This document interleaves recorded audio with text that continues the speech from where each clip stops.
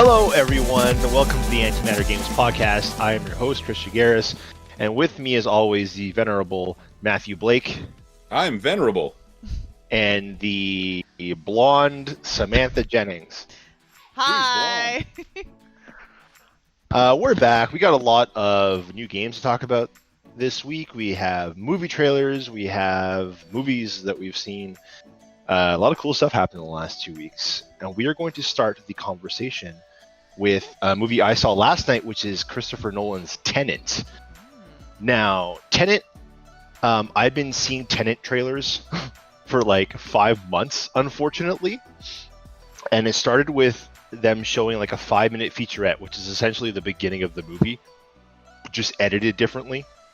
So I was really worried when the movie started. I was like, oh shit, is this going to be the thing I've seen 4 times in IMAX like before COVID happened? And thankfully they changed it quite a bit. So that was great. But even since then, I've seen the trailer like a million times. So it almost ruined Tenet for me, but I like Chris Nolan enough and it looks cool enough and the concept was interesting enough that I went to see it opening weekend anyway. And let me tell you, for someone that loves going to the movies, having not gone for 5 months-ish, however, to an IMAX movie, I was like, it was great to get some perspective because I was like, oh, damn, this is why I pay for IMAX.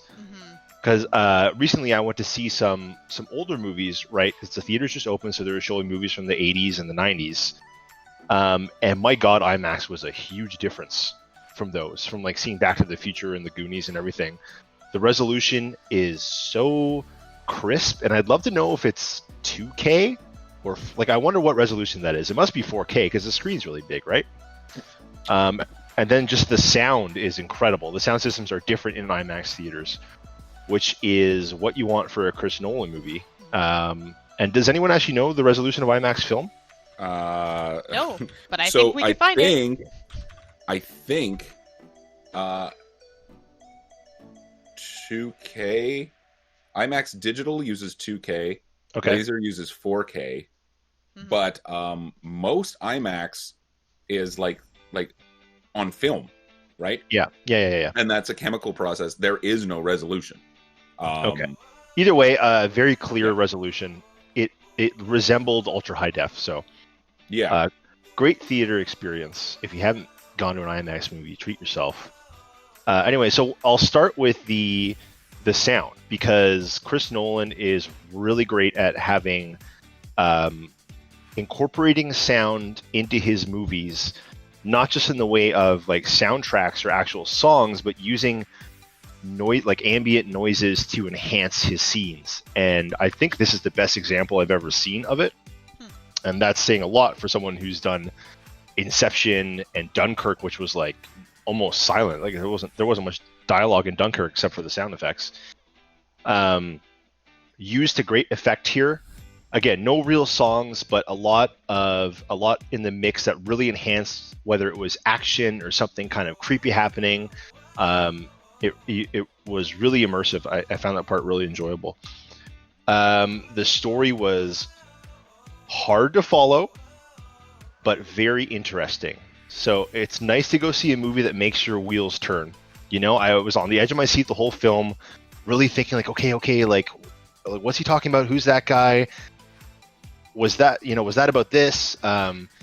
Because it has to deal a lot. It's like Dark. It has to deal with time. And it doesn't deal with time in the same way that Dark does. So you don't have future and past selves and older and younger selves and all that crossing over and skipping between timelines.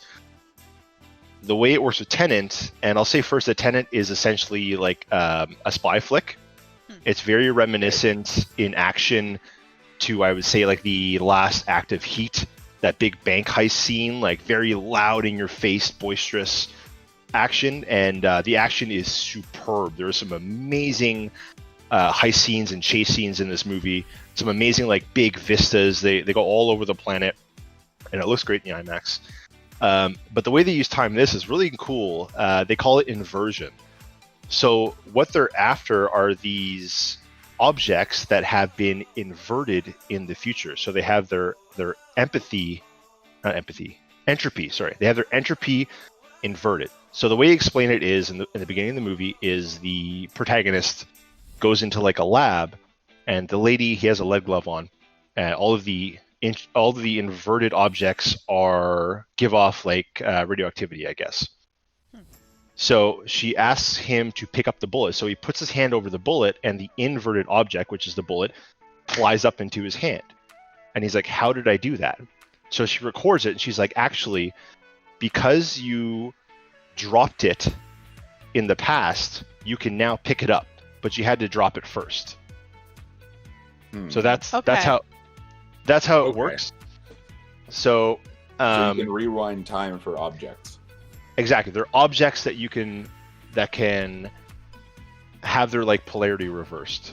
Yeah. So they use that in the heist. So essentially they'll have one crew that's moving forward through time and one crew that's moving backwards through the same moment. And because they're connected, like they're in communication with each other, they know all ends to the scenario. So right. And that's where it really spins your wheels a lot. Okay, I think I'd like that. It's very cool. So I like Chris Nolan because he takes fantastical themes like Batman or stuff like Inception or this that has to deal with time travel, and he makes it very grounded. So they have these things called turnstiles, and when you go into the turnstile and you come back out, you come back in the inverted space, basically.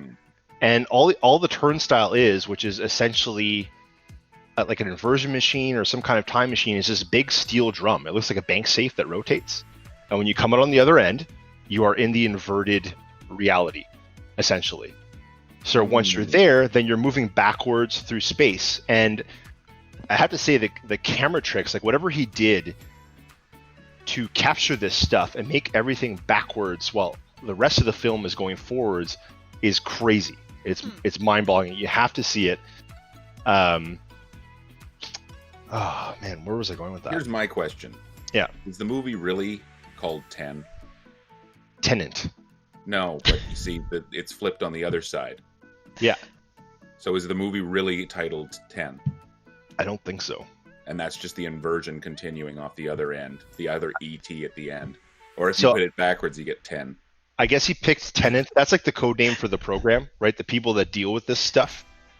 I think they picked Tenant because the point is that the protagonist, his current and inverted self, are both working together as halves of a whole to finish one mission in the movie. Okay.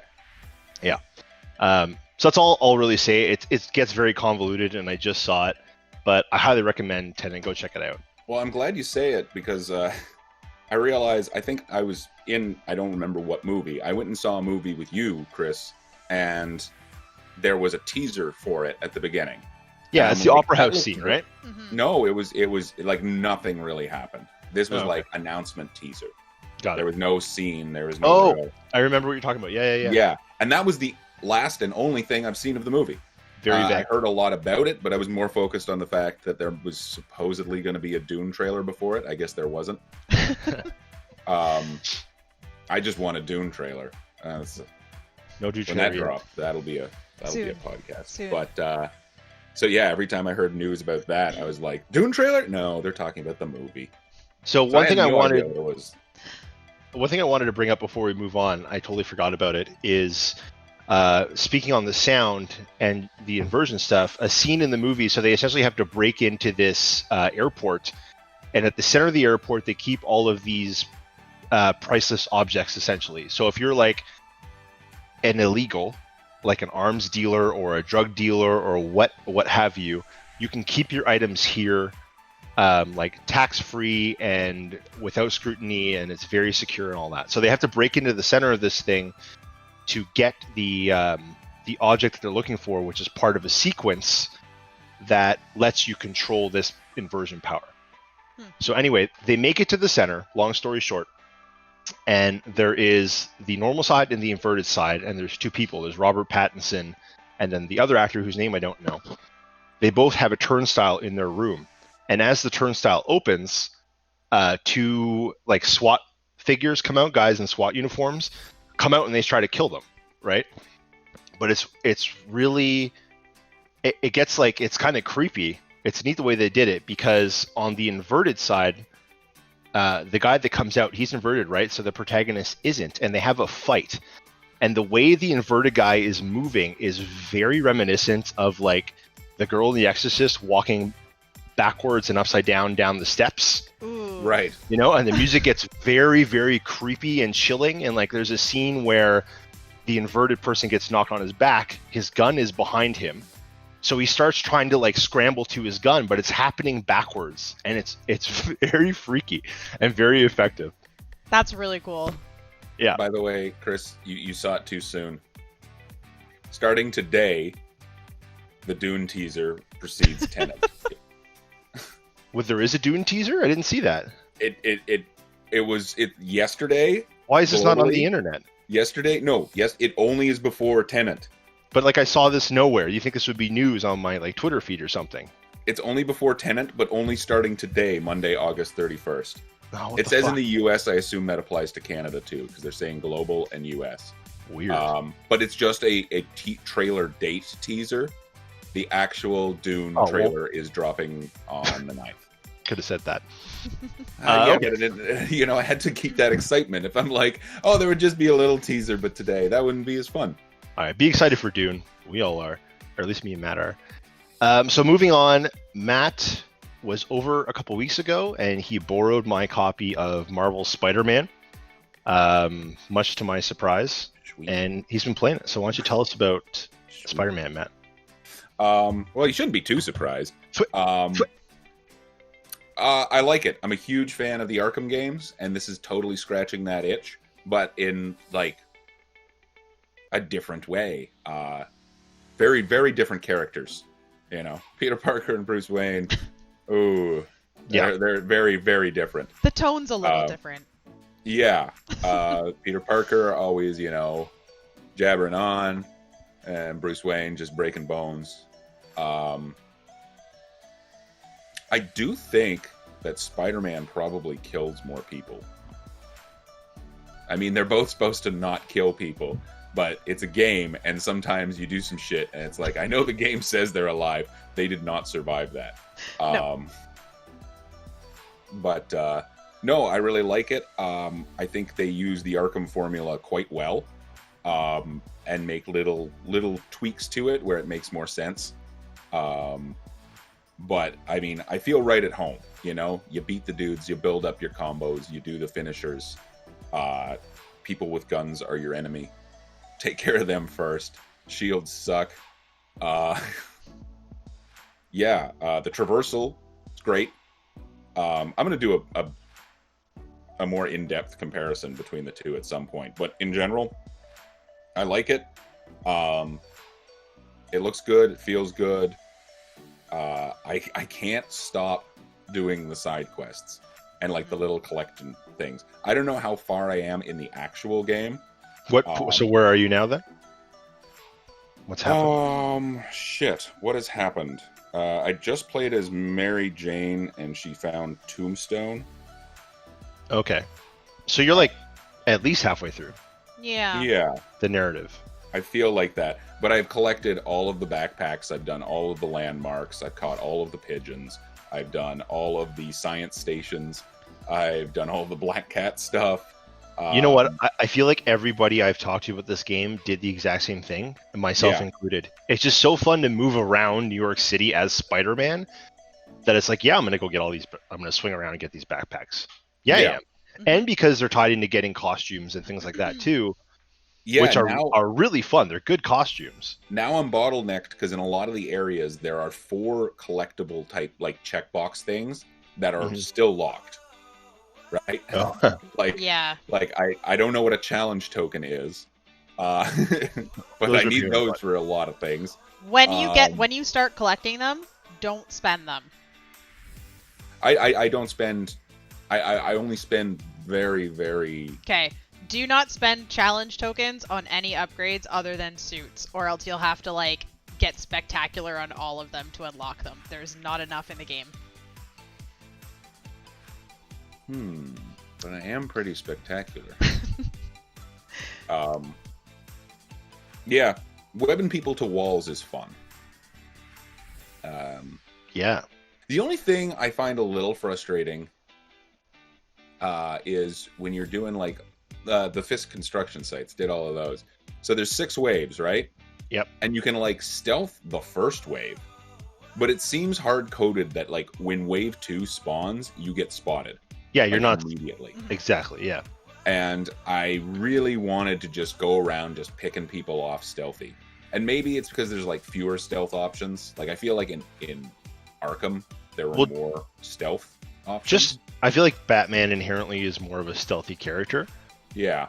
But so for those Fisk ones specifically, yeah, you could pick off the first wave and then it's beat 'em up after that. Yeah. But for the missions, you can stealth a lot of them. Like the ones by the docks and stuff, you can snake around and pick guys off. Oh yeah, and I love doing that because I actually really love the perched takedown animation. Yes. Specifically the one where you like kind of spins them and webs them at the same time. Oh, it's so good. Oh, speaking of killing things, sometimes when he yanks someone up like 20 feet and then in midair snaps them and smashes their head into a like an I-beam and then just like webs them, it's like they're probably fine. No, you fucking killed them.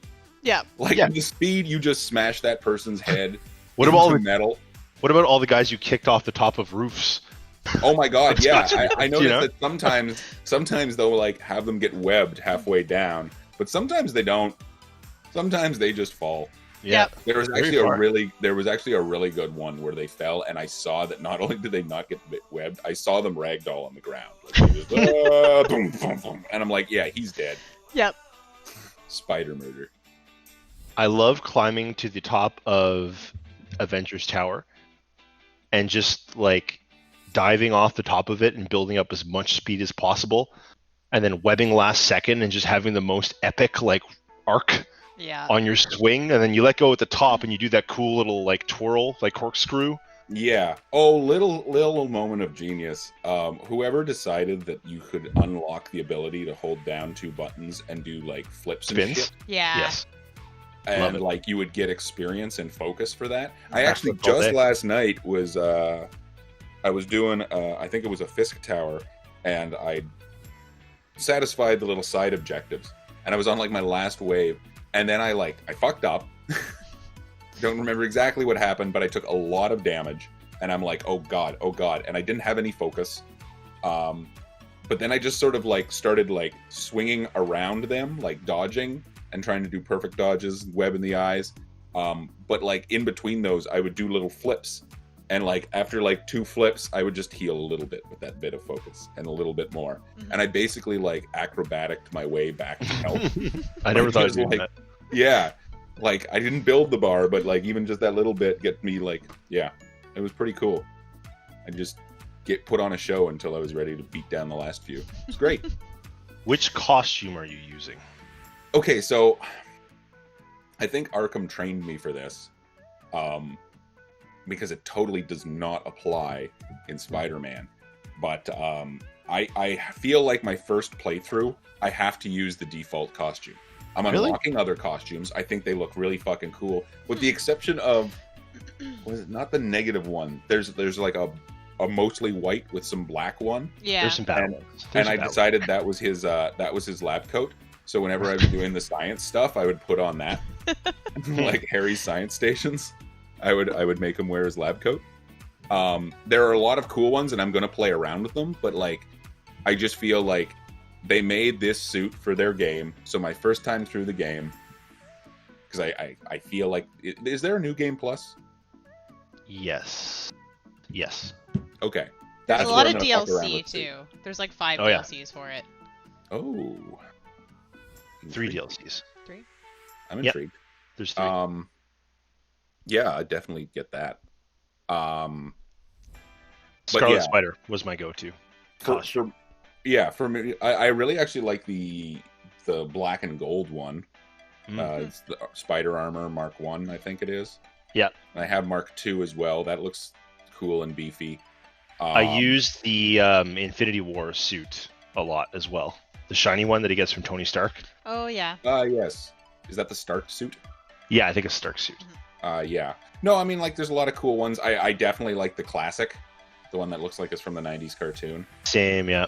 Um, They're great. Most like of them are negative great. one. I really like them all, but I don't know. Like because in the Arkham games, the default suit had like it told a story. You know, Yeah. You would start with this nice, pristine bat suit, and then like as the game would go on and cutscenes and then like plot moments, it would get fucked up, and by the end, it's got like tears all in it. I think it was Arkham City, where like there's 2 bullets like in the bat symbol by the end because he gets shot in the chest during a cutscene. Like it you can tell what part of the story you're in by looking at the bat suit and be like, oh yeah, that's fucked up. The cape has holes in it here. There's bullets there. I was kind of expecting that for Spider-Man. Yeah. So I stuck with the main suit, but like honestly, it's just too many options. So I'm just like, I'm gonna keep the default look, the one they designed for this game. I'll see their version of it. But then I'm also like, but they also put all these other suits in the game and made it a mechanic, so maybe they wanted us to experiment.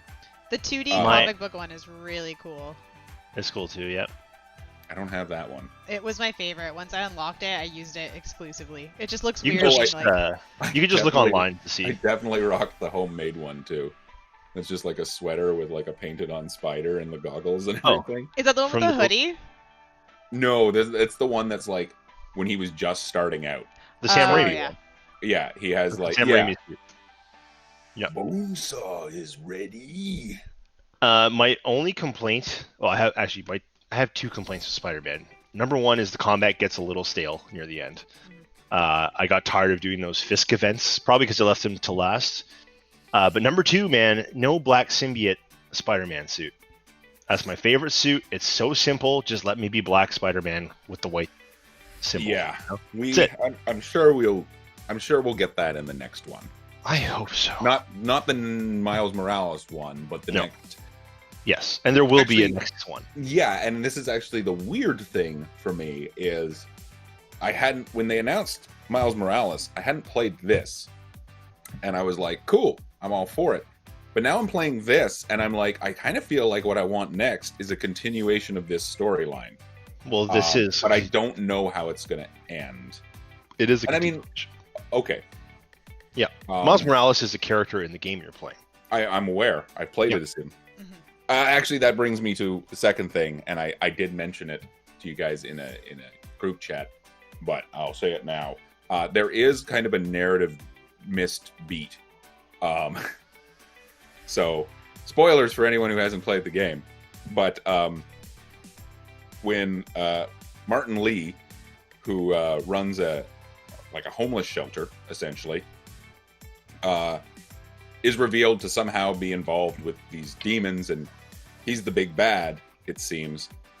This is revealed by him staging like a suicide bombing at an award ceremony for Miles' father, who helped Spider-Man. Yeah. And you play as Miles going through trying to find your father. It's like a stealth segment. And you see the demons, killing all these people and being bad. And then Miles Morales sees Martin Lee there, who's supposed to be overseas or elsewhere doing something. And you, the player, go, he's behind all of this. Big shock. Peter Parker is unconscious from the blast. Mary Jane's losing her shit. Miles leaves. Finds all this out. After that, 1 week later, you're as Peter Parker, and Peter Parker's like, I know Miles is behind it. You gotta you gotta go after him. And then police lady, Yuri, is just like, well, I'm gonna need hard evidence. And it's just like, when the fuck did Peter Parker figure that out? Because they make a whole point of how Miles Morales is just like despondent and not talking to anyone. And definitely not talking to Peter Parker, because he doesn't know he's Spider-Man. And somehow Peter has gained this knowledge that his aunt's employer is the big bad behind all of this, but we never figure out how he did. He didn't have suspicions before that? I can't remember. It's been a while. Then when he goes to the office to find hard proof, that's when he confronts and actually has like a weird in front of his aunt kind of veiled conversation. That happens after. So we never figure out how Peter Parker put the two together because he was unconscious with a bomb blast, and it was Miles who saw Martin Lee there. Parker was completely unconscious, And then it jumps a week, and somehow in that week, Peter Parker figured out that it was Martin Lee, and no one believes him. And I don't know how he figured that out. And it's not that I'm having a hard time believing he would figure it out, but it seemed like a pretty important plot point. It's like, hey, this really nice guy that I had just gone to with the mask for help. I'm like, hey, you have an art history degree. Can you help me with this thing? And then 1 week later, he's behind it all. How do you know that? When did you learn that? That probably would have been a very interesting cutscene. There could have been a reveal. Maybe they're having a conversation, and then he notices something, and it's like the beginning of Red Dragon. Yeah, I honestly don't remember it. Yeah, it just seems like a really important plot point to leave out. I didn't even think about that. You know, yeah. Ultimately, Martin Lee's not the main villain of the game, so it works out. I would expect he wouldn't be because, you know, he kind of sucks. Mr. Negative is not cool. Yeah, like I've never heard of this guy before. Yeah, I enjoyed fighting the other, like Scorpion and the Vulture and all of those guys, Rhino, a lot more than dealing with Negative. I have not fought Scorpion, Vulture, or Rhino. I don't even know. All of their fights are great. They're super fun.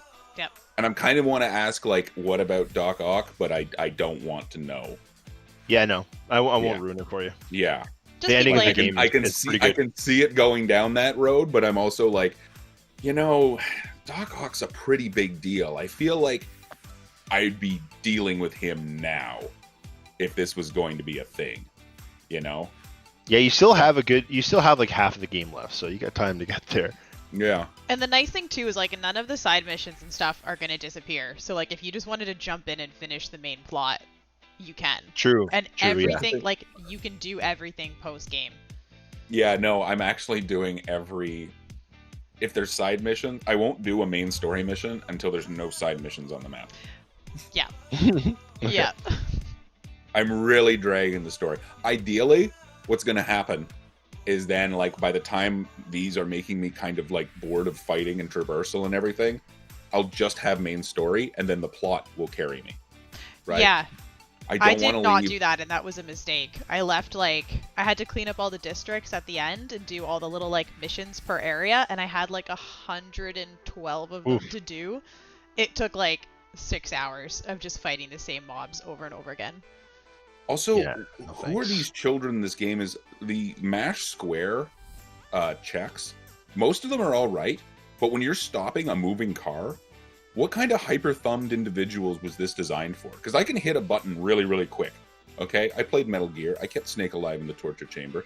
But, like, the first few times I had to stop a car, I had to, like, mentally prepare. You know, when there's, like, criminals driving around. Like, when you knock that driver out and the car goes out of control, you have to mash square, like, so fast. Yeah. And you almost have to start before it prompts you. Otherwise, you're not going to get it. And I just fucked up so many people's cars. They stole my car! Don't worry, I beat him up. Where's my car? Upside down. I like when you have to find people that are stuck in the trunk, and you, like, open the trunk, and they're just like, thanks! And they stand there. You're like, oh, you're not concerned? Just, okay, cool. Not anymore. They're out of the trunk. No. Yeah. It was cool finding all of the Marvel Easter eggs that were in there, like Sanctum Sanctorum and Daredevil's Law Office and like things like that. Mm-hmm. I love that those were in there. There's a lot more than that, but that's all I can recall currently. Should have kept my eyes peeled for that. There's a lot of like little stuff in the backpacks. Like you find a Murdoch like business card and a lot of those like little movie tickets and stuff. It was cool. Yeah, that's why that's what drew me to doing the backpacks first. Is I was finding all those little fun like Peter Parker history things. I was like, these are really those cool. were pretty dope. So yeah, I tracked them all down really quick. Also, Avengers Tower. What a stupid fucking name. Avengers Tower? What else would you call it? I don't know, but I saw it with the logo, and I'm like, oh, it's the Avengers Tower. I wonder what that's actually called. It's a landmark. Take a picture. Avengers Tower. That's it. Like you couldn't come up with something a little snappier? Oh, it's a tower. What does it do? The Avengers meet there. Avengers Tower. I don't think so. What they called it? Like Freedom Tower or something? I don't know. Something horribly American? No, something more like I don't know. You know what? Yeah, not so easy. Yeah, but I'm not a comic book writer. It's not my job to come up with snappy names for locations, okay? Dude, we have Spider-Man and Iron Man and fucking Iceman and like all kinds of mans. Like these people aren't very creative when you think about it. All kinds At of least names. at least Stan Lee wasn't, and Steve Ditko. Oh, well. Anyway, Good moving thing. on. If there's nothing else to say about Spider-Man, anybody else? It was really fun. Yeah, I mean, me and you have talked about Spider-Man. Yeah. Plenty. So we'll wait till you finish the game, Matt, and then we'll talk about it again with you. The Beacon of Salvation. I had another movie to talk about, which is Bill and Ted's Face the Music. But I wanted to mention one thing quickly about Ghost of Tsushima, because I'm done with the game now. And I wanted to mention it because I am not done the game. So, unfortunately, Ghost of Tsushima has gotten stale enough that I'm not interested in doing the 3 or 4 more missions there is to finish it. And although I enjoyed the game a lot, and it has a lot of good stuff in it, I think that's a big knock against the game, that it lost my interest right before the end of the story. You were really, really hot on that game, too. Because it's great to begin with, but I think the pacing is not good, and it's very repetitive. It gets repetitive. So, like, the last couple missions are all like, okay, we have to gather these things to go fight the Khan. And I've been spending the entire game doing those kinds of missions, and I don't want to do them again. And the second problem is that when I go fight the Khan, I know I'm going to have a duel with him, just like I've had like 100 other duels in the game, the one-on-one duel thing. It's going to be harder than the other ones, obviously. But they didn't do enough to make him feel like the main villain of the game. Like, I know he is, but it feels like there isn't one currently. So it's like I don't really care about going to fight him. Whereas at the end of Spider-Man, the story had me enough that the main villain, once I got to fight him, I was like, all right, let's go. Let's do this. This is interesting. This is fun. The set piece looks great. No spoilers. But yeah, Ghost just lost me, unfortunately, and it's a bummer because it is a good game, but the narrative is lacking, I think, unfortunately. I can definitely second that. The last time I played it was a month ago now. Yeah. Like, actually played Yeah. it. I've picked it up once or twice and played it for maybe like 20 minutes and been like, nah. Yeah, I've good. tried. Yeah. I had left it for like 2 weeks because we were playing a lot of Sea of Thieves, and I've been training. Go out and do some haikus, man. Yeah. Haiku's like worst part of the game. Stupid. Don't like it. Anyway, I left it for a while. I picked it back up. I was like, no, I'm going to finish the game. I'm super close to the end. Let's do it. I got in, did a mission, and the next one popped up and I was like, I don't want to do this. Like, I know what I have to do, and I just don't want to do that. So are you saying that you no longer think it should be the template for a Lord of the Rings game? No, action-wise, I still very much think that. The sword what play... happens when you have to collect all the elven ruins and... Well, I mean, that's just like a trope of adventure games, unfortunately. It would be nice in general, I think, if games stopped doing so much of that. Like, I'd like collectibles, but I wish every single game I didn't pick up had like 200 collectibles. I like going around and getting stuff. Maybe like 10 things, or like 10 of 5 different things. But even like with Spider-Man, having to clean up all those areas, there's like 50 things to do in each area, and I'm like, this is fun, but I don't want to do it 75 more times. The way this game was described when it came out was the Assassin's Creed that everybody's been waiting for. So, like, I knew what I was getting into when I started the game. I knew there's going to be lots of collectibles and lots of things on the map that I had to go to and stuff. I knew that. But the combat and the traversal were enjoyable enough that it was fine. You know, it was good for a bit. But, yeah, they just couldn't quite close it. Just because Sam said clean up, I know we put this one to bed, but I just want to say, fuck that Spider-Man science mission where you have to clean up, like, the fish. Oh my god. It just involves swinging over all these areas. Oh, yeah, you're right. Stuff, but it's over water, so and there's falling nothing in for the your water web to attach on it. And holy shit, Spider-Man sucks in water. Yeah. And that was just such a pain. It's like, hey, that would be like if Doom Eternal made like a challenge level where it's just like all purple goo. It's like, no, this is everything the game is not supposed to be. Anyways. Also, catching Moving the on. pigeons when you actually have to do it in the mission is easy, but the first one where it takes the USB and flies off took me like 2 hours to catch that dumb bird. The pigeon challenges are hard. Getting gold on them or getting whatever Yeah. the best thing you can get. That was tough for Yeah. me. Yep. Anyway, Bill and Ted Face the Music. Have you guys seen Bill and Ted 1 and 2? I'm gonna say technically yes, but no. Sam, probably not, eh? Same. I've seen the I mean- first one so long ago. I feel Okay. like there were at least a dozen parties that we were at in our youth, Chris, where that was just on. And, Yep, and probably. we watched it, but like, I don't think I ever Watched beginning it. to end watched it.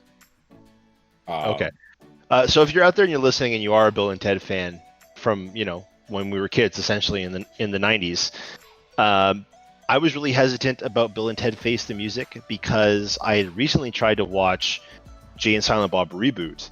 And as a big fan of Kevin Smith movies and Jay and Silent Bob Strike Back and just everything that has to do with those guys and Kevin Smith himself, I was excited but hesitant for the prospect of another Jay and Silent Bob. And I didn't get a half an hour into that movie until I just straight up turned it off, unfortunately, because it was clear it was just going to be rehashed jokes, like really blatantly rehashed, like let's do everything we thought was funny from Jay and Silent Bob Strikes Back. And catching up with all the same characters that are like, my God, they're so old now and they're not funny anymore. And oh, you haven't acted in 15 years, like Jason Lee. So don't watch that, first of all. So I was really worried because Bill and Ted 3 is essentially the same type of thing, right? They had the second one in the 90s, or Bill and Ted 3 was in the 90s. Same type of thing.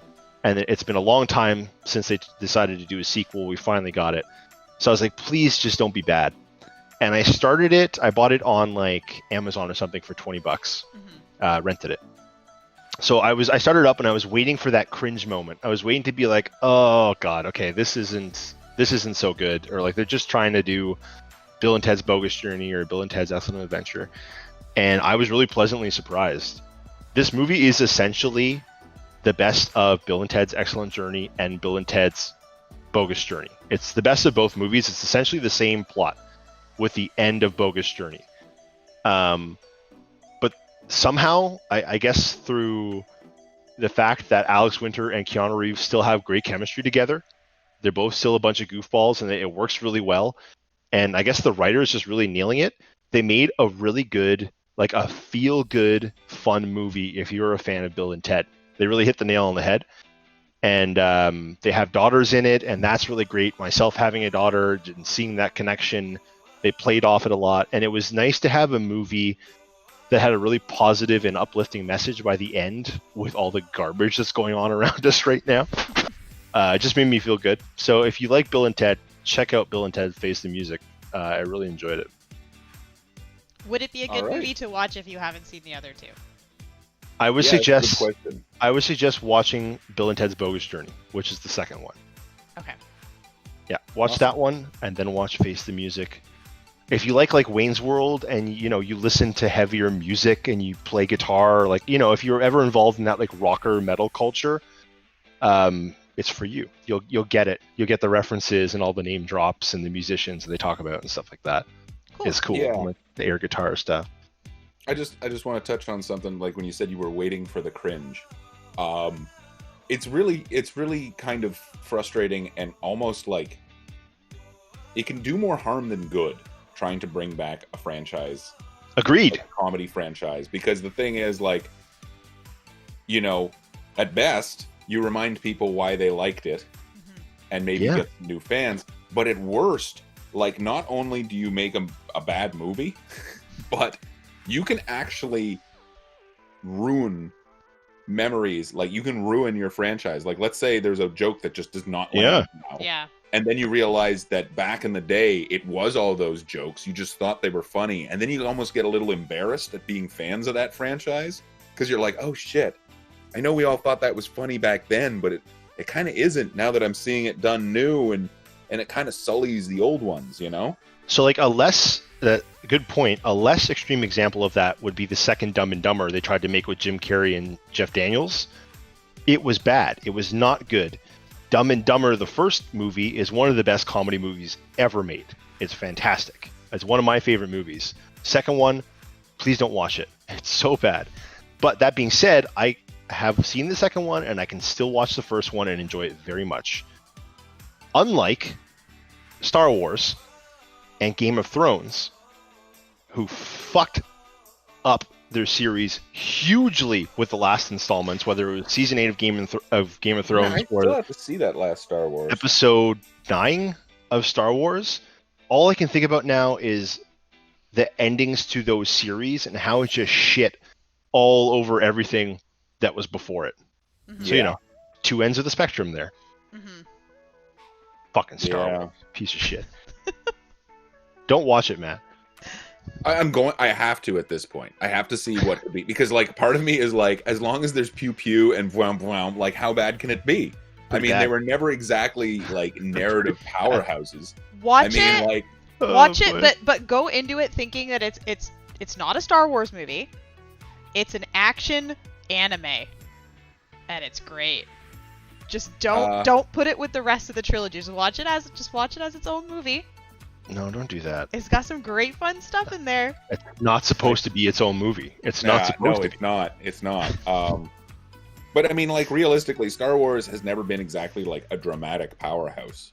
I mean, I don't think they've really ever like wowed people with their story since Empire. No, but what they have had throw that out there is continuity. Yes. You know, from A New Hope to Return of the Jedi, it all works quite nicely together. You know, Well, and even the prequels work well as a whole story. But how? I mean, this is actually from the Kevin Smith Clerks animated series, where they called George Lucas to the stand in a trial that is absolutely not related to Star Wars. And it's just like, how come in episode 4, Kenobi says that Luke's father was a great fighter pilot, but when you meet him, he's just a kid. And it's just like, I mean, he turns into one. Yeah, but he said when he met him, he was a fighter pilot. When he met him, he was a kid and a pod race, and I would not qualify that action comedy, whoa, fucking up shit in episode 1 as being a fighter pilot. I mean, Droid was doing the work. You were just a kid there. Pod racing. Anyways, so continuity has always been a little hit or miss with Star Wars. But yeah, I guess I just really have to see this one and be like, what the fuck happened? I would love for you to watch it and then for us to do like a review like this. Yeah. Like a little podcasty thing on it. I might do that today. Do it. You know what? I don't think I've ever actually set up Disney Plus with my credit card. It's So on I get a Disney trial Plus. week. Yeah, and I get a trial week anyways, so I'll just use my trial week to watch that. There you go. Don't waste your And, trial week. I don't know. I've already watched The Mandalorian. I mean, what else? Not much. There's not much else on Disney Plus. I can watch crop to shit's old Simpsons episodes, but I have better versions. There's Clone Here. Wars. All of Clone Wars is on there. Yeah, you like the one by the cartoons. Samurai Jack guy or the other one? Other The one. other one, the new one. Samurai Jack is the what's it called again? It was the called other the one. Clone Wars. Also it was Clone called Wars. the Clone Wars, and it was Was it? animated, but it was just Oh. like a short, like silent, like action fest I think it's just called. where Mace Windu Clone punches a Wars. battle droid to death. Yeah. Weird. Yeah. Let's move on to the news, shall we? So this wasn't last week. This was the week before. The two main writers of Vampire the Masquerade Bloodlines 2, after the game got postponed from out of this year into next year, like next summer or something, like way far away, we found out that the two main writers got fired unceremoniously, essentially right after they finished the script to Vampire the Masquerade Bloodlines 2. So pretty shocking, and that doesn't bode well for the game. Matt, are you worried about Bloodlines 2 now? No, I'm not. Because the first Vampire the Masquerade Bloodlines was a complete fucking train wreck of development, and it still worked. Do you think they kept that script? Oh, they'd have to. They would have to.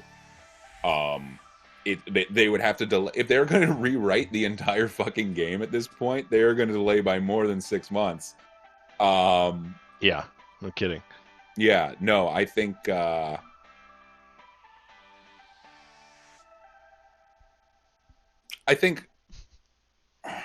mean, I don't know what happened. I feel like maybe. Fuck. It's hard to tell. I maybe DLC is the cost. I've heard floated around where it's like the guy wrote a self-contained script and they were like, actually, can you leave these threads loose for DLC? And it was like, no.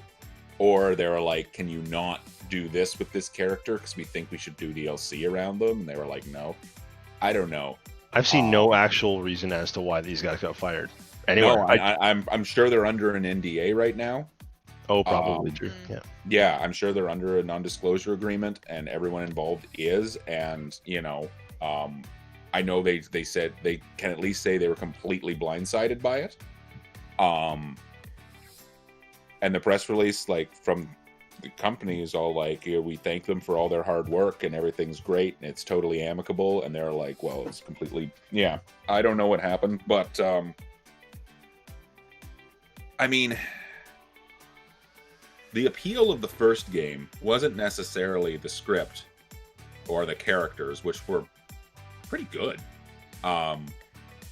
It was just sort of the immersion and the kind of feel of the world and what you could do in it. So, I mean, there are some red flags here. I don't know if this one's going to be as open as the last one is. There's fewer playable clans right out of the box, including no Nosferatu. They're not playable. So, damn. Yeah, that's my favorite kind. But they were also like a challenge class in the first game, right? Like you had to play a completely different style with them. Yeah, because the I will say Masquerade must be upheld, right? I think a lot of the fan base for Vampire the Masquerade comes from the paper and pen role playing game, and not the video game as much. Yeah, the video game seems to have a very cult following, and it's not good. I've played it with you.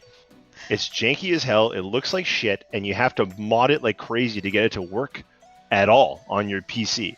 That being said, it was fun. It was fun to dick around in and watch you play it. Like, I did enjoy it, but it's not like, when I think of like good old games, Vampire the Masquerade is not one of them. I thoroughly enjoyed it, and I played it, and I would definitely do another one. There were some really good characters. There was some really good dialogue. There were some really interesting little, like, things. Yeah, I just said. But I really like the Humanity Masquerade system. Just briefly, if you lose all your humanity, it's game over. And you lose humanity from, like, just, like, murdering people for no reason, or like if you feed off someone and you drain them completely and they die, you'll lose humanity. So you have to like kind of like take them to the brink, but then leave them alive. But I want to drain everybody. Well, you can do that, but you can't do that too much. And there's also ways like through like good resolutions of quests to regain humanity. So like if you do lose some, you can make up for it later. And the other thing is the Masquerade that I mentioned, where like if you feed in the middle of the street off someone, people will be like, holy shit, that's a fucking vampire. And vampires kind of want to keep their existence under wraps because the people will get all afraid and murder them. So yeah, like Harry Potter. Yeah, so there's actually like the Camarilla, which is like this sort of vampire society who like kind of watches over. I think it was the Camarilla. I might be getting these names mixed up.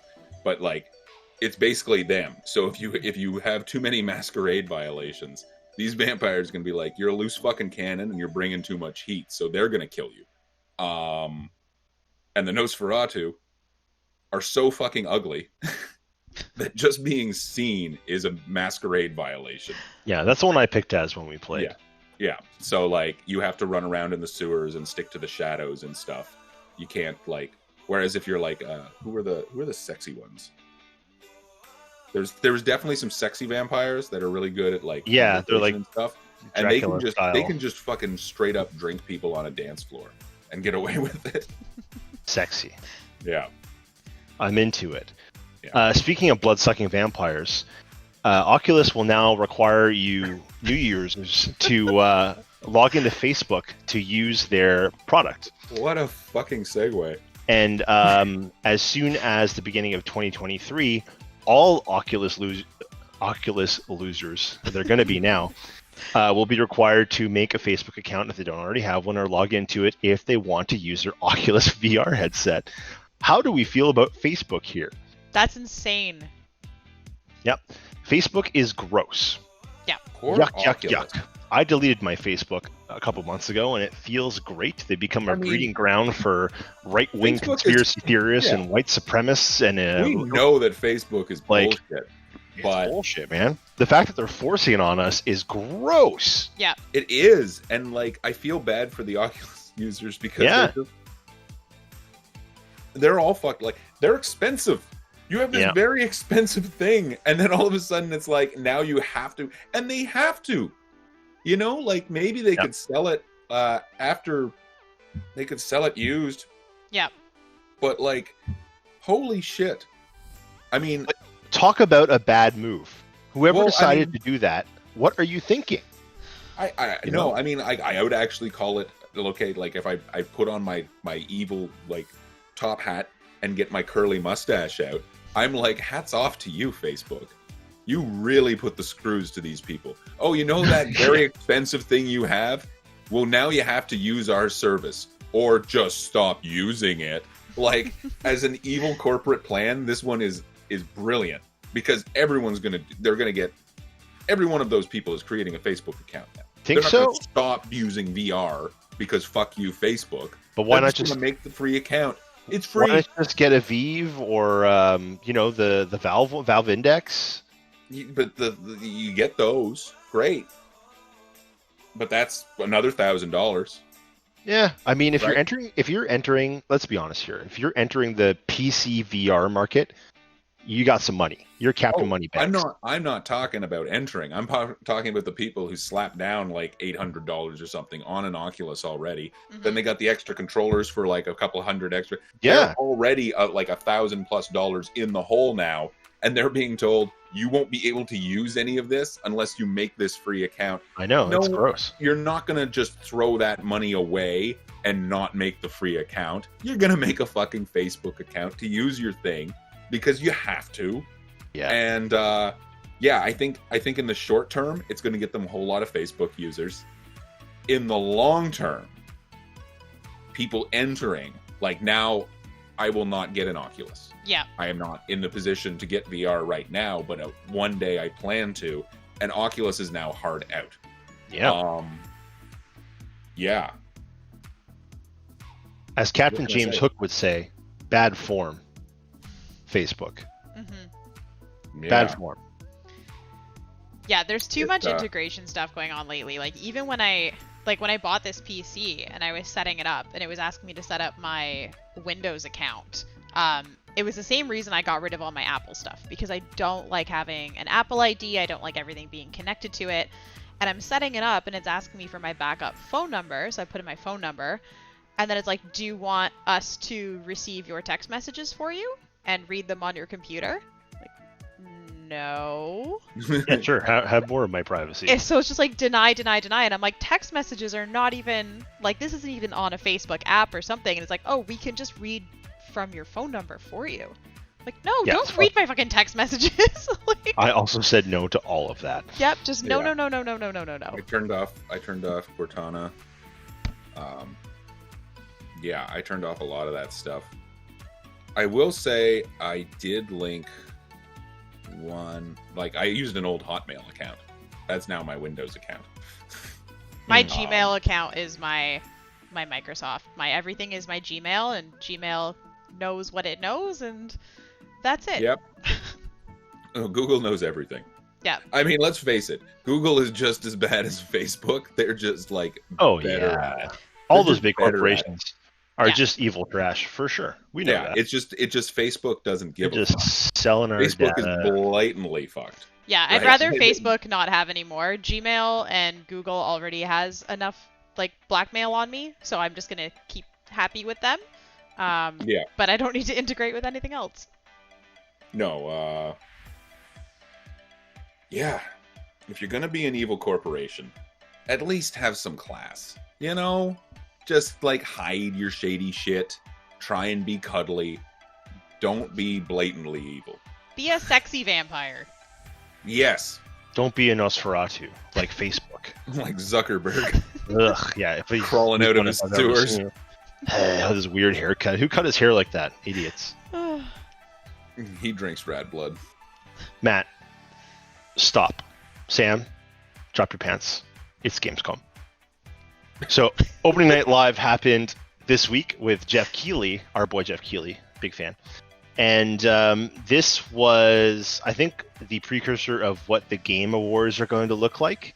If you guys watch the conference out there, I was a big fan of it. I thought it went off really well. He was on this really cool LED stage, so the floor was LED screen, the walls were LED screens. All of the live interviews you had would pop up on the screens. It was very animated and colorful. He had augmented reality bits happening too during some of his reveals. I think it was during Fall Guys. He had like augmented reality Fall Guys, like 3D in his space, which was really neat. So Sam, I know you watched it. Matt, you kind of breezed through it a bit. Do you guys like that? Are you hoping for more of that moving forward? Because I feel like we're moving away now, probably permanently, from the convention for games. I would say out of all of the presentations we've watched this summer, which I think they've gotten better and better as they've gone, because people were kind of scrambling at the beginning of the year to figure out what to do with COVID. Yeah, totally. This was definitely my favorite one. It felt the most interactive. All the other ones so far have either just been like 100% a slideshow or like just trailers or like just Zoom interviews. This was a really good mix of all of them. I did end up when I watched it when I watched on the VOD afterwards, I had to watch the like the Easy Allies Reacts one because the one they posted on YouTube, they're all janky and stuttery and you can't actually watch the YouTube ones. They're awful. Weird. Yeah, they're all really fucked up. But it felt like it felt as interactive and as close to like an in-person award show as we've gotten so far. And I think if they do more like that, I'd be very happy with that. What'd you think, Matt? Well, here's the thing. I only ever really watch big press conference things, usually with you, and it's kind of a social thing. I forced you to watch it, yeah. Yeah, so, well, no, you know, we've come over I've gone to many places, and, you know, we have a couple of drinks, and we watch these things. I don't know. I didn't really watch this because I was kind of monitoring the mega thread on Reddit and seeing what trailers and things were coming out, and not a lot grabbed me. You know No, there what I mean? wasn't a lot that was very good during it. They said... Sure, go ahead. Yeah, so I kind of breezed through it before this, but like, yeah, I guess that's cool if you want to see, you know, people talk about games that are going to come out. I just like to see a trailer, read a little bit, keep my expectations, you know. Man, there was actually a pretty, you know what, I'll talk about this later because we're going to talk about that later, but just remind me. I'm it's harder for me to get hyped these days, I'm noticing. You know, I can get kind of excited about certain things, but no, I don't know. There's a certain energy with an audience that's lacking, you know? I feel like it almost feels like more of an infomercial now. You know?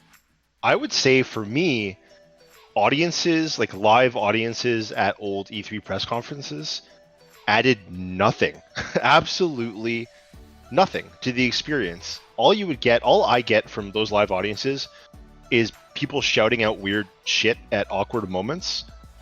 What part of the experience for me is having, back when we had it, was watching the press conference, with people I enjoy reacting with, which are essentially usually the easy allies, sometimes maybe Funhouse back in the day.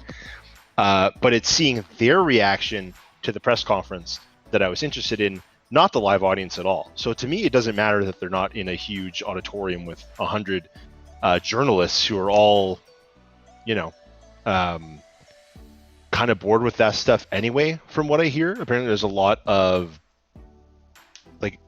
jaded attitude that comes with that kind of profession. You get kind of used to video games.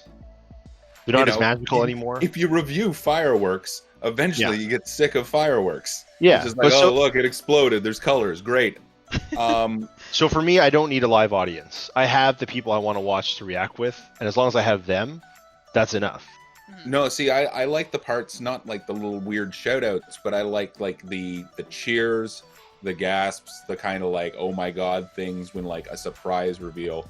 Like, I think one of the best ones was QuakeCon, when they revealed Doom Eternal. And like, just the way they would like play off things, they would make jokes, you'd hear like a big laugh, like, oh, that joke landed, they would like show off something, like the yell when like the first time the grappling hook was shown off, and like, they show that in the gameplay, and all of a sudden like the Doomslayer fires out a grappling hook and grapples to this thing and blasts him with the shotgun, and there's just this roar of like, holy shit, he's pulling it, he's got a blade on his wrist now, all this kind of stuff. The like kind of laugh when they're, you're going through the Phobos base, and like, all the people are moving out of the way. I kind of feed off that, not what the audience says, like in words, but the reactions. And, with these electronic ones, it's just like, it's almost like you go to an infomercial channel and they're like, Keely's the host, and he's like, and next I've got a product you're really gonna love. But now let's talk to its creator, so-and-so. And it's just like, That's really exactly what it's like. It is. But again, like for the right announcement, I still have the reactions from the guys I like to watch anyway, which is how I prefer to watch those things in general, whether it's crowd or not crowd. One thing Gamescom did really good this year, and I think more and more people who are putting these things on are doing, is they're putting it on Twitter a couple days before. Hey, this is exactly what you're going to see. Expect to see this stuff. There's no big announcements this time. There's, don't expect like fucking John Wick and Cyberpunk. Expect this. Yeah. Don't get super hyped. You don't need to. So that's really good, because I knew what to look forward to going into Gamescom. So I wasn't bummed when I didn't see Elden Ring, and I wasn't bummed when I didn't see, whatever big game that's coming out, Bloodborne 2 or something like that. Yeah. I knew what to expect, and I was excited about seeing certain things. So I was able to enjoy it because it didn't let me down in a way, and it was easy to watch because of the format. It was nice that was reiterated at the beginning too. Like, I think it was not even like 10 minutes into the show, and Keely was talking about like, let's set our expectations. Like, this is what we're gonna go over in the next 2 hours. This is what we're gonna see. And I hadn't seen any of the stuff on Twitter or read what was gonna be in it, so it was nice to know like, okay, this is what we're gonna talk about, and then you can actually just sit down and enjoy it. Yeah, I mean, for sure. So more along the Gamescom, we'll talk about some games that we saw there. I want to start with Ratchet & Clank. I feel like this is, right now, pretty much our only example of what next-gen games are going to look like and play like. Because we got to see a Ratchet & Clank demo, which was the one we saw at the PlayStation event, I think, but a polished version, it looked like. It looked much better. Yeah. There wasn't pop-in and clipping and all that kind of stuff. And it's interesting to me that we're this close to launch, and that's all I really have for examples. But I want to talk about that because it's encouraging, because what I'm seeing in Ratchet & Clank is tons of stuff in the background and tons of NPCs and so many things going on while you're fighting, and so many different effects and how good the lighting looks.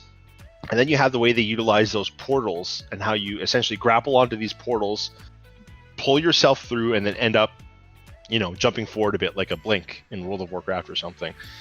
and you see how important that solid state drive is going to be. And Ratchet and Clank's the only example I've seen of that so far, really. Mm-hmm. Did you watch that demo, Sam? Yep. Yeah, I What'd you think watched. of I flipped through it this morning.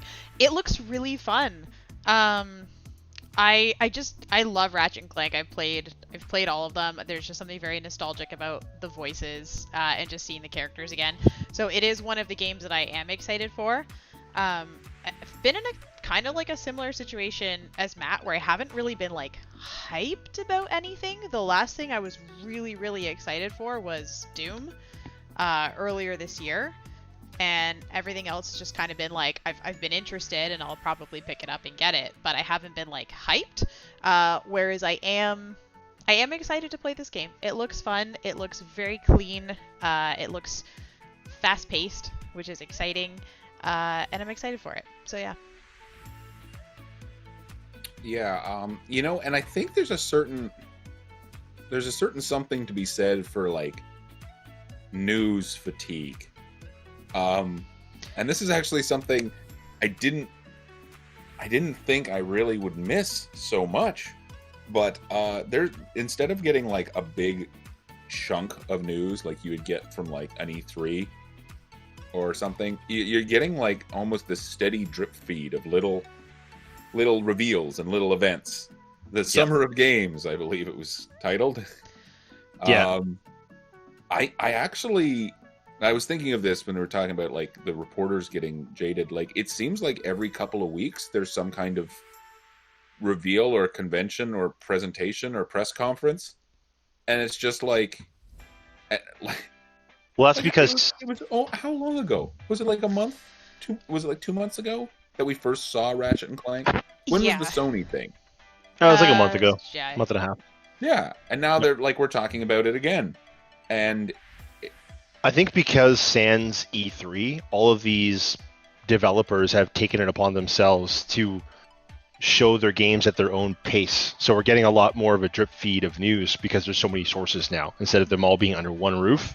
Yeah. And they all do their thing during E3. We get that news, and then the rest of the summer is dead, essentially. Yeah.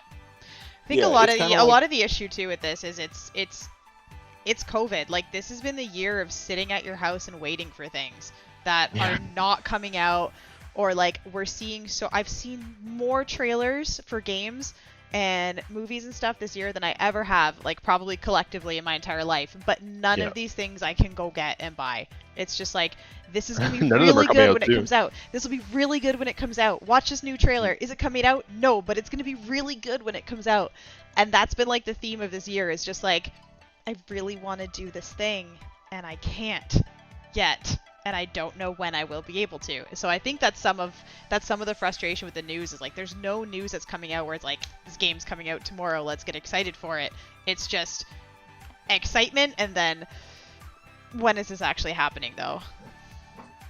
Yeah. So go ahead, Matt. The other thing is, I mean, okay, it was kind of cool to see that the Doom expansion is going to be standalone.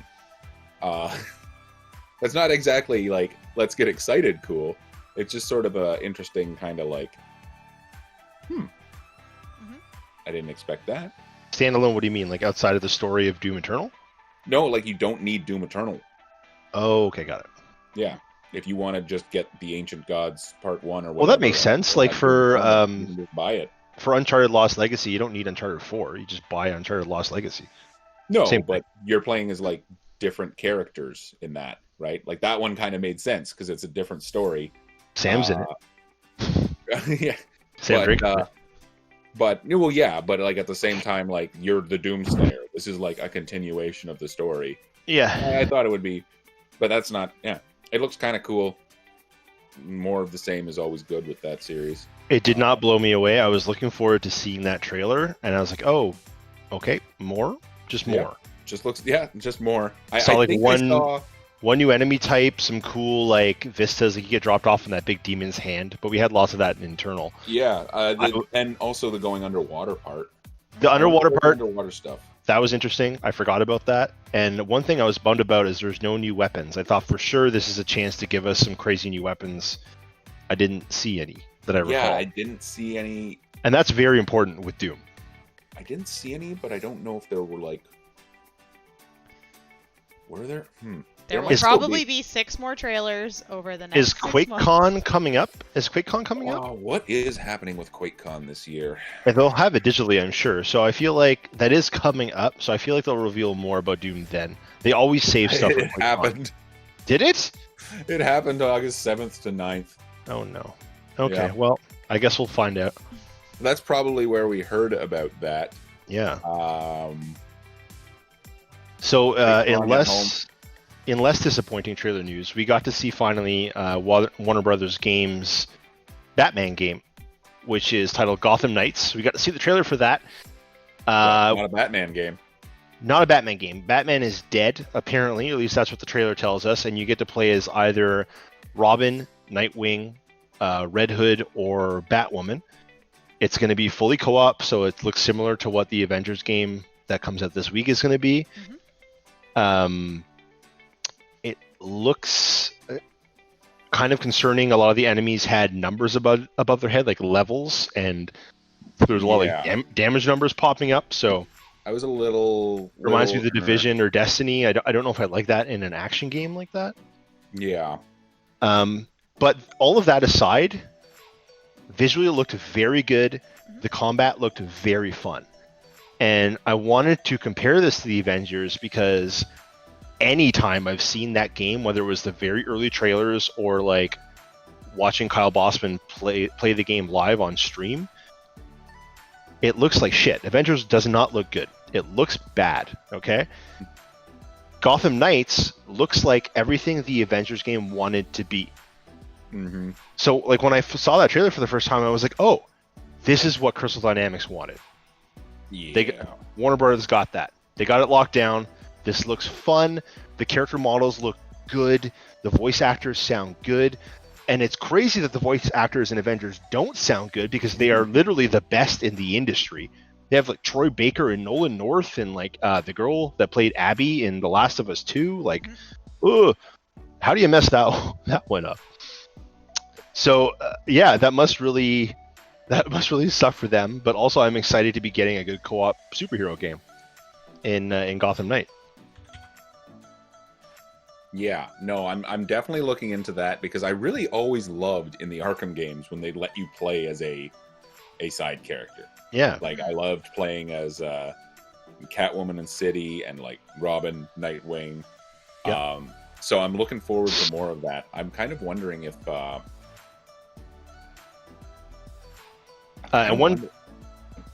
just wondering if like Catwoman will show up at some point. Oh, you bet your ass there's going to be a whole bunch more characters you're going to be able to play as that they haven't announced yet. And maybe Batman's not even dead. And also they teased at the end of this trailer, I completely forgot, the Court of Owls, which is a really good comic storyline that they haven't done in video games yet. Yep. So I'm assuming Bruce Wayne is involved with the Court of Owls somehow, or you're fighting them, or he's still alive there somehow, or he's become one of them, or like, who knows? I totally forgot that was at the end of the trailer. One thing I wanted to mention about the Avengers, also kind of news this week, is I found out that you're going to be able to play as Iron Man and Captain America, like the whole squad. And there's apparently like at least 5 more characters they're going to add on at a later date, not including Spider-Man. Just to add to the grossness of that game, each one of those characters will have their own battle pass. So for each of those characters, I can pay $15 or whatever it's going to be just to progress them. And like, I don't know if our viewers maybe aren't familiar with battle passes, or like you guys haven't bought a battle pass before, but I have in like Fortnite or Call of Duty or whatever. Essentially, you can play Call of Duty Battle Royale or Fortnite for free. But it's very bare bones. It's not until you buy the battle pass that you get all the good skins and all the good weapons and all the good perks. You have to pay for it. So it's really gross that you're gonna, all of these cool costumes for Black Widow and the Hulk and Iron Man are gonna be locked behind paywalls for every single fucking character. Not just one battle pass. 10 battle passes. That's insane. That's bananas. Yeah, that's bananas. Yep. It's gross. It's gross. Yeah. Developers should know better at this point. with all the controversy we've had about microtransactions and those kinds of like snaky things, fans don't like that. And I feel like it's really going to show in the reviews and the sales on this game, which comes out Friday. Do you think they just don't care? Like, the amount of money they are making off of the few people who do want to spend that money is enough? I think like any video game, there's good people making the game, and then you have the corporate entities like the publishers who are like, no, put this in the game. And maybe the director is like, oh, that's going to ruin the game entirely. And the publishers are like, well, do it or you're fired. Yeah. Basically. See, that is kind of what I suspect, to go back, was the impasse that happened with Bloodlines 2. Oh, maybe, I think that's what happened, but it was more like a narrative issue. Creative differences. And then maybe they didn't do it. And they're like, no, we're sticking with this better story, and now they're out. Yep. Which is disconcerting. But yeah, talking about what is the game called? Arkham Knights? Gotham Which one? Knights? Gotham Knights? The game's called Gotham Knights. Okay. Yeah. Yep. So just to be clear, I don't know, and spoilers, but if anyone hadn't finished Arkham Knight, Batman dying is how it ended. Sort of. He's probably not dead. So Bruce Wayne was revealed to be Batman to the world on television by Scarecrow at the end of Arkham Knight. Right? So then he goes back to, Wayne Manor. All the reporters are there. Him and Alfred go in, and Wayne Manor just fucking explodes. He activates Nightfall Protocol. Boom. He's dead. So that's what this setup is. This is immediately following that. Is Bruce Wayne actually dead? Did he blow himself and Alfred up? Probably not. Yeah, I'm putting my money on no. If I'm going, I'm taking Alfred with me like a pharaoh. He will serve me in the afterlife. No, that probably didn't happen. But he's probably going to be out. I imagine Batman's going to show up at the very, very end. Of course he is, and then he'll be a playable character, obviously. You unlock for Batman? The multiplayer. Yeah, obviously. For only Come on, $15 on a battle pass. I'd pay $15 for Batman. Oh, fuck yeah, I'll pay all day for Batman. Give me Batman. But if paying $15 unlocks him right from the beginning, then I'll be mad. So we also saw the Suicide Squad trailer titled Suicide Squad Kills the Justice League. This is just a CG trailer. There's no gameplay. I will say, the Suicide Squad movie that came out put a bad taste in my mouth about the Suicide Squad. Mm-hmm. Rightly so. It's a horrible trash movie. But the stuff we've seen recently really has restored my faith in what people can do with that property. So the CG trailer was really clever and funny. It shows four of them on the roof just kind of goofing around. The dialogue's really clever. Superman shows up, who's evil Superman. I'm assuming he's being controlled by Brainiac or something, and that's why there's a contract out on the Justice League. Mm-hmm. But he laser eyes like a helicopter pilot, and all the Suicide Squad is like, oh fuck, what are we gonna do? And King Shark throws a boomerang at the back of his head, and that's how the trailer ends. Someone's like, oh, you shouldn't have done that. It just looks promising, and Rocksteady has a really good resume too. I was having comparing Gotham Knights and this, mm-hmm. and Gotham Knights is being done by the studio that did Arkham Origins, which is the one Rocksteady didn't do of the Arkham series. Yes. With some controversial voice casting at the time, because I believe it was Troy Baker, not Mark Hamill, as the Joker in that one. Yeah. And I don't even think it was Kevin Conroy as Batman. I don't know. I have Google in front of me. I could figure it out. But that's not important. What's important is they made an Arkham game, but not the main ones. So I'm looking at this trailer, and it's will the Suicide Squad game be like an Arkham game? Where are they going to modify that formula? And I'm kind of leaning towards no, even though it's a CG trailer, because Deadshot Like, he shoots people. Yeah. That's a thing. And we saw King Shark using some big fuck-off autocannon or something. Gunplay would not work well or be fun in an Arkham-style game. I'll stand by that 100%. Looks like they're going to try and do it. Well, no. I don't think it'll be an Arkham-style like combat system. Yeah, exactly. I just straight up think they're going to do something different. Maybe certain characters will have it if they're like melee exclusive, but they're going to definitely be mixing things up.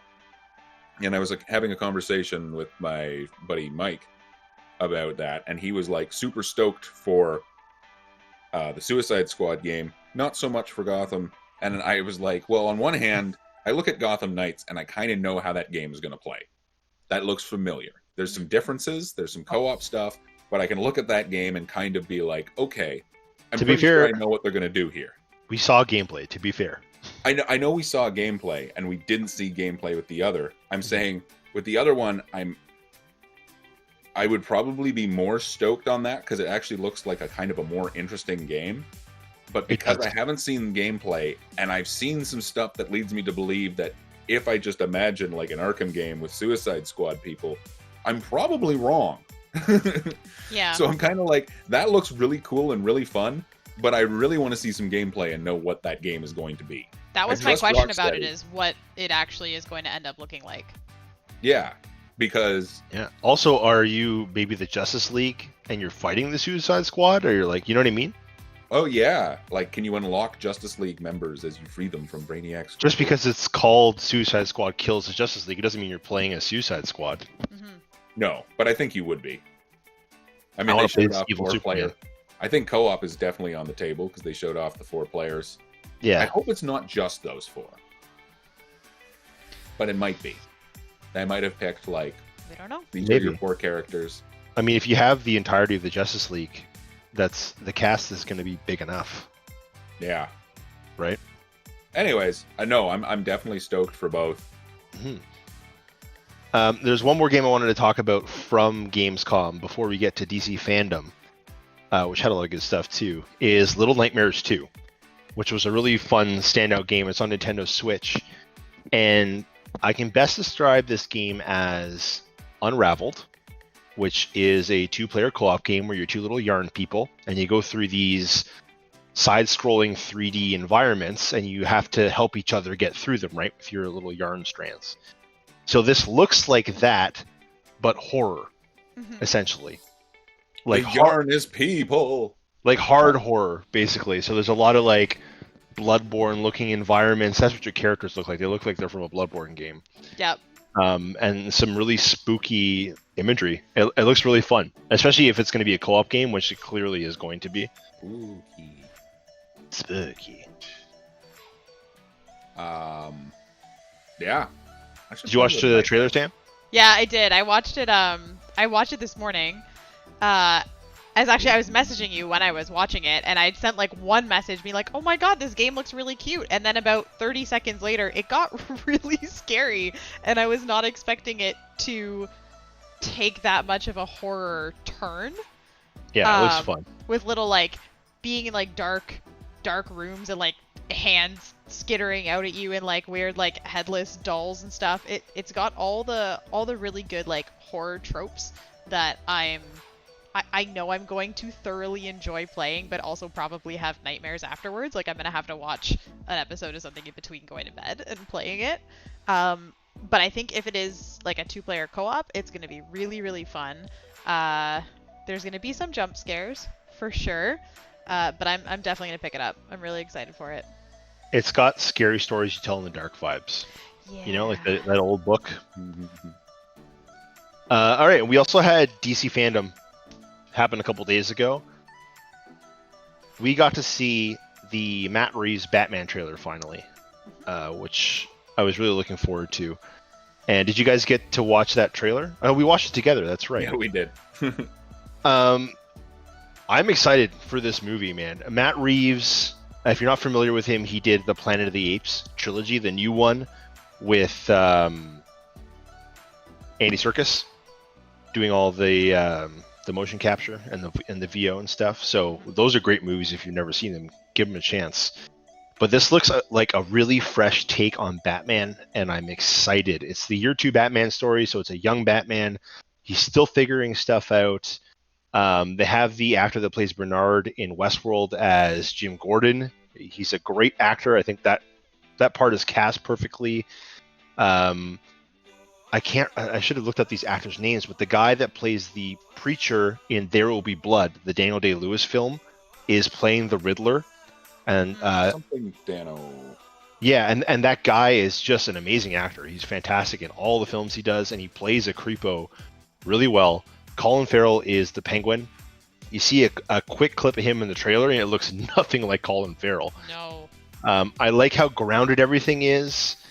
Batman's car is just like this tuned up hot rod with like blue lights in the back. Like I just dig it. I like that vibe. Yeah. What did you guys think of the trailer? I think it's really good, but it's one of those trailers that didn't so much excite me as made me like want to know more, which is also a good outcome for a trailer. Like I'm on board, but I'm just like, what the? Oh, and did you hear that someone on Twitter solved the mystery, like the cryptogram? I saw. I didn't open it or anything. Within like 6 hours. So what was it? I don't remember. I can remember what the solution is. I just don't remember what the question was. Oh, okay. Yeah, I don't remember either. Hold on. So while Matt's looking, unfortunately, a lot of people tie Robert Pattinson to Twilight, right? Twilight, not good. But Got it. What is it? Yeah. So the mystery was, what does a liar do when he's dead? Yeah. And the answer is he lies still. Oh, okay. That's good. I like it. Yeah.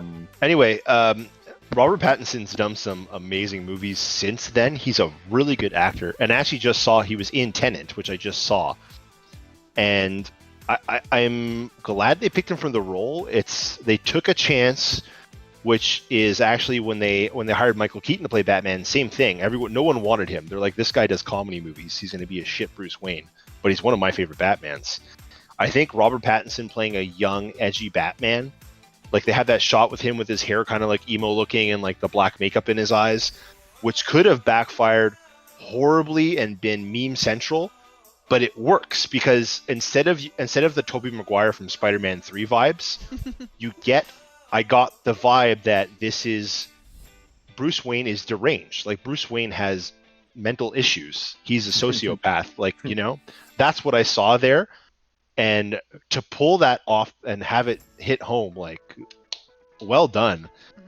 Mm-hmm.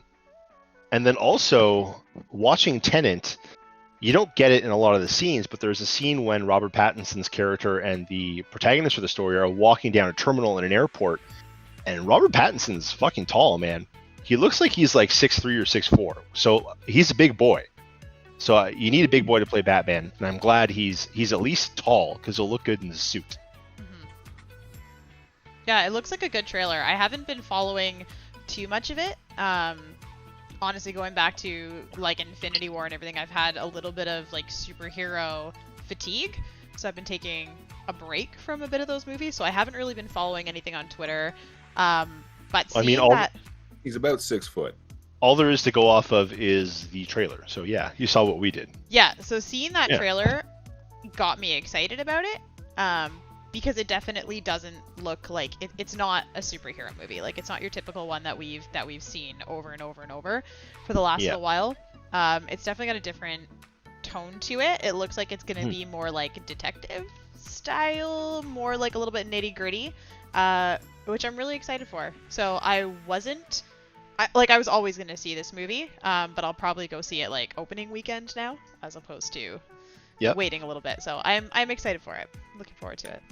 Robert Pattinson is about 6'1". Okay. That's tall. That's taller than average. They can make him look bigger for the movie, I guess. He's got tall boots on. That was one thing I liked a lot about his costume. He does have tall boots. Yeah. Yes, I also saw those boots. And they're just boots.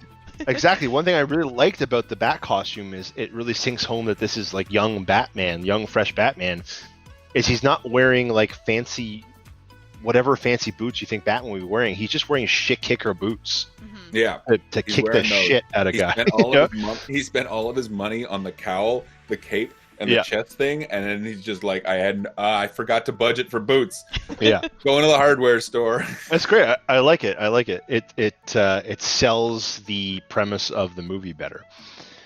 A lot more Batman. We saw screenshots. We haven't seen the trailer yet for the Flash movie, which I guess is going to be called Flashpoint. That's the arc that they're doing. I really, really am kind of excited for that. I'm very excited. I love wasn't. Flashpoint. I wasn't at first. Yeah, Flashpoint is a great story, but when I found out that Ben Affleck is coming back as Batman because he's great in Batman versus Superman, I think he's a really good Bruce Wayne, and I love his bat suit.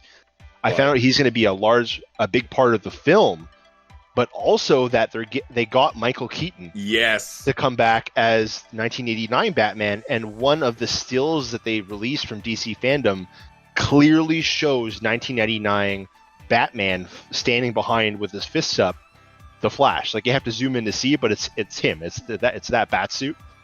So, like, that's all I need. You got me. And Ezra Miller's Flash is one of the more enjoyable things from the Justice League movie in general. I think they really nailed the Flash.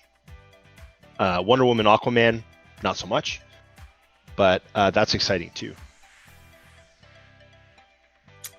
Man, Keaton Batman.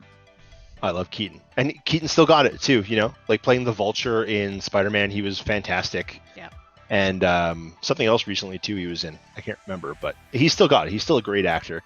He plays that dark, edgy bad guy very well still. He's got those vibes still. I like that. And that leads us into the Snyder Cut, which we saw a trailer for finally. We found out that it's going to be released in 4 one-hour installments on HBO Max. So this is going to be a long movie, but more of a miniseries now, I suppose. Yeah, sure, a miniseries. I wasn't excited for this because the Justice League movie is very bad, and I was just thinking like how much more of a difference could this possibly make?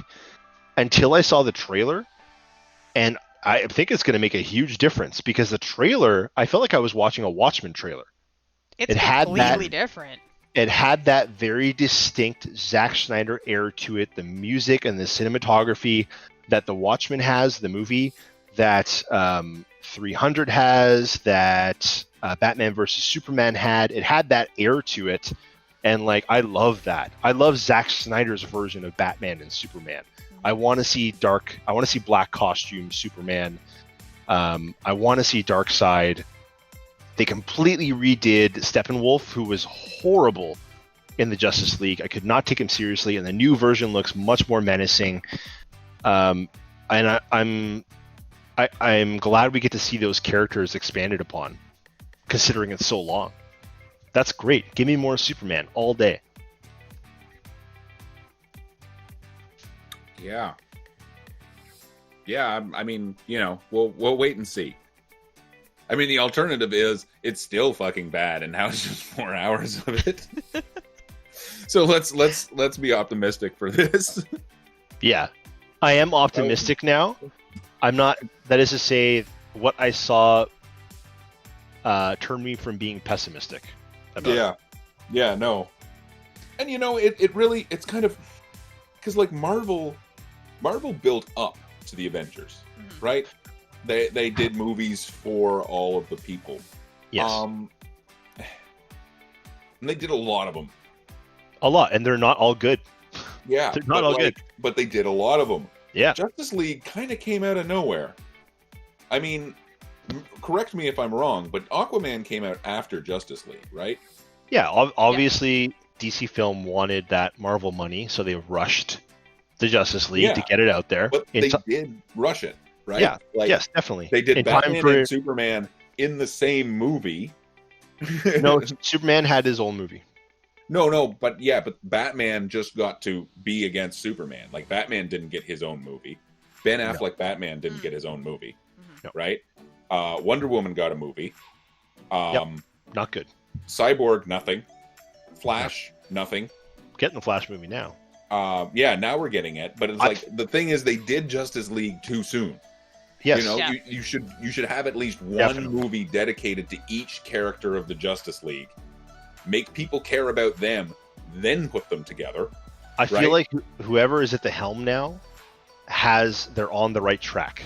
Yeah. They're making the right moves now, like what they're doing with Flashpoint, what they're doing with reworking the Justice League and kind of breathing new life into those characters, because we are getting a second Wonder Woman movie, and she's in Justice League, as much as I don't really like her character still.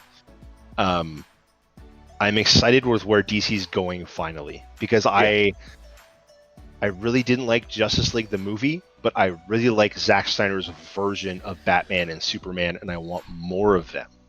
So that's good. Mm-hmm. So I think that a 4-hour Justice League, you can kind of start to backfill. You know, you can start like, okay, hold on. Let's make people care about these characters. We have time to flush them out, you know, a little bit more. I'm into it. Me too. All right, let's get to our editorial question for this week. So what I wanted to ask you guys is, are Sony and Microsoft proverbially shitting the bed rolling out next-gen consoles?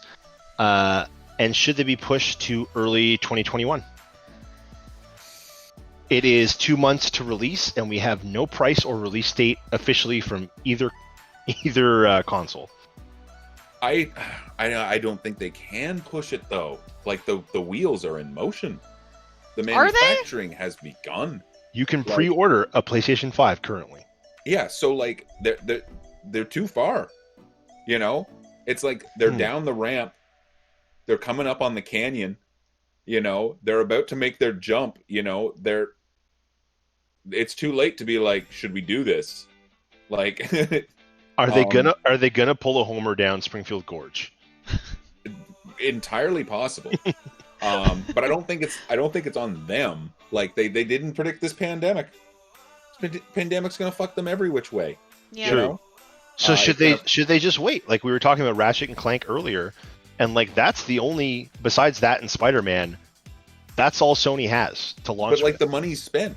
Like they've spent the money already and got, like, they're building them. They were relying on putting them out and then selling some to get some of that money back.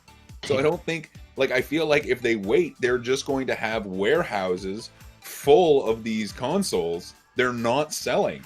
And then they could actually, because of storage problems, they might end up losing some of that inventory. I think it's like, it's not like, should we not do this? It's like they did it.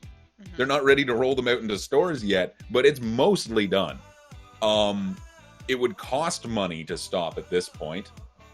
But, I mean, between COVID fucking up, like, their end of things and COVID making it so people don't have a lot of money right now. Yeah. You know? You know what? People don't have a lot of money. I hear that argument a lot, but sales of electronics and video games and video game systems are like out of the park. That's true. More money is being spent on those things than ever before. Because you can do them at home. Do you think there's so going it to be doesn't seem to matter. less people buying them though? Like people who might have bought this have already just gone out and bought a PS4 or just bought a Switch. Well, yes. There could be something to that. If you're the type of person that loves PlayStation or loves Microsoft enough that you are going to get a PlayStation 5 or a Series X on day one, nothing is going to change your mind. And I think, if anything, the pandemic and quarantine and all that will just turn more people onto getting a PlayStation 5 or Series X early than would have previously if things were normal. Mm-hmm. I think more people will buy them. Sam, Yeah. why do you think we haven't gotten a price or release date yet from either one? Are they waiting for each other? Like, is one waiting for the other first, or you know? I mean, at first, like that was what I was assuming. They were just like Xbox was waiting for PlayStation and vice versa to kind of announce their prices. The longer it goes, it feels like it might have to be something bigger than that. Like neither of them know. Like I don't know if they're still crunching numbers on how many units they've been able to produce, how many they need to sell if they haven't decided on a price, because we thought we would have made 10 million units and we've only been able to make 5, so we have to price these higher and get more for them. I have no idea. I think on the Xbox side, I think Xbox is waiting for Sony, because I don't think Xbox really cares what the price is going to be because of their focus on Game Pass, and they're selling Game Pass. So I think it's just going to come down to Sony, and I don't know why Sony doesn't know yet. But I would like to know because I'm going to buy one. Yeah. It might be a game of chicken. That's what people think, yeah. Yeah. And not just in the way of traditionally it's about trying to undercut the other or justify why yours costs a little more.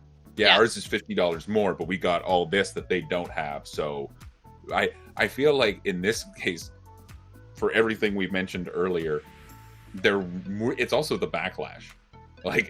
If Microsoft comes out and is $600 and everyone's like, fuck you, even if it's a loss, Sony's going to be like $500, $500. Oh, I think the Xboxes are already priced, and the sticker just says $50 less than the PS5. Whatever the price is, it's just $50 less than the PS5. Yeah, I was just giving examples, but I feel like because of everything we mentioned, there will be a potential backlash. Last console generation, if it was super expensive, you would just end up with people being like, oh, I'm going to wait for a drop in price or whatever. But because it's something you can do at home, and people are really into video games these days, but at the same time, money's a little tighter, work is a little scarcer, all this stuff going on. I feel like they've almost become like an institution. If they charge too much, people will be like, oh yeah, keeping our sanity from us, huh? We need something to do. That's fair. That's fair. I feel like there could be a real backlash to too high a price, and no one wants to be that, to test the waters and be like, how do people feel about this? Yeah. So question for both of you, how much is too much? What price would you have to see to be like, oh yeah, fuck that, I'm waiting 6 months? Well, honestly, what's going to probably make me wait is the library, because as you said, there's not a lot, so I'm probably waiting regardless, but I'd say $700. I was gonna say $799. So you'd pay $700 plus tax for this baby, for the PS5? I don't want to say that I would, but I would say I probably that's worth it. would. I would. I would say it's worth it, considering you're getting essentially a high-end PC for $700. That's a pretty good deal, man. Yeah. Yeah.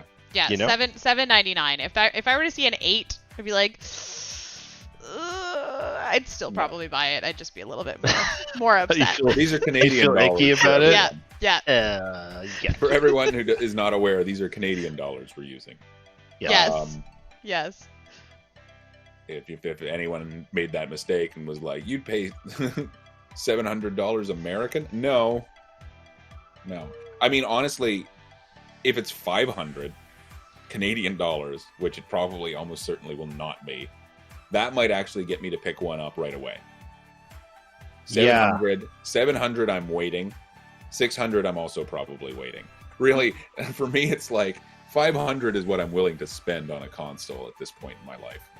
My prediction is $549 for the digital version of the PlayStation 5. Oh fuck, that's right. Not the disc version. $599 for the disc. I want the lump for the Ultra Blu-ray. Makes sense. So $549 and $599. That's what I'm calling, and I would pay that. Yep. No problem. Those sound good. Those don't feel gross. As long as I don't have to register with Facebook. Yeah, nope. No, they cut it out. PlayStation said, "See you later, Facebook." They took it right out of there. Good for them. I'll wrap up the discussion by kind of a little bit off topic, but since we're on next gen, we'll be covering this next podcast. We're getting the big reveal of the 3000 series GPUs tomorrow. So it's a shame we didn't record this a day later, but we're going to see the 3080 and the 3090 NVIDIA cards, and which is essentially the PC equivalent of next gen, since GPUs are what makes the difference in a PC.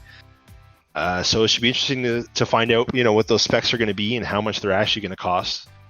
I'm going to say, let's make a guess. For the 3090... Oh, sorry, I have the price of the 3090. You have... Wait, they're confirmed? I mean, it's... Because the event's tomorrow, officially. Okay, well, what I heard a pretty strong rumor by someone who was actually showing the What's card the rumored itself. price? What's the rumored price? $1,400. Okay, and for the 3080, is there a price for that?